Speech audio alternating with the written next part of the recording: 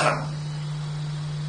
Karena kita melihat kenyataan, ternyata perekonomian yang dipegang oleh orang-orang Kristen sebenarnya di Indonesia begitu banyak, tetapi kita nggak bisa memberi dampak yang luar biasa.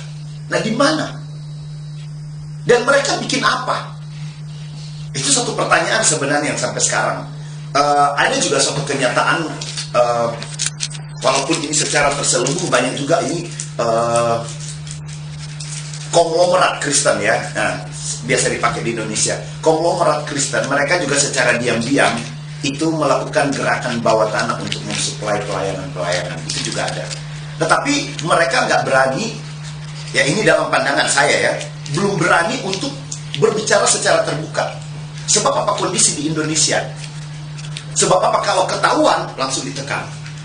Saya ingat sekali pada waktu Pak Harto menjelang akan turun tahun 97, ini Pak Radius Prawiro dengan Pak Sudomo, itu mereka sudah berani mulai bicara, orang Islam, bahwa katanya sekarang mulai kelihatan ada kristenisasi dan dua orang ini disorot. Tapi saya lihat di situ Pak Sudomo nggak kuat. Kalau menurut saya, ketika mereka mulai goyang dengan masalah kristenisasi, memang juga waktu itu Pak Sudomo kuat sekali untuk dia bergerak ya pada akhirnya menyatakan diri.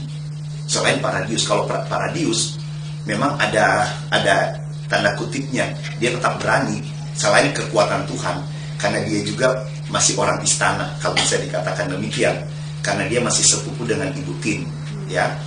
Jadi mereka walaupun bicara nggak berani untuk dia, tapi Pak Sudomo kan dia nggak cuma dikenal sebagai orang kepercayaan Pak Soeharto. Nah, pada waktu ini mulai digoyang, akhirnya Pak Sudomo goyang.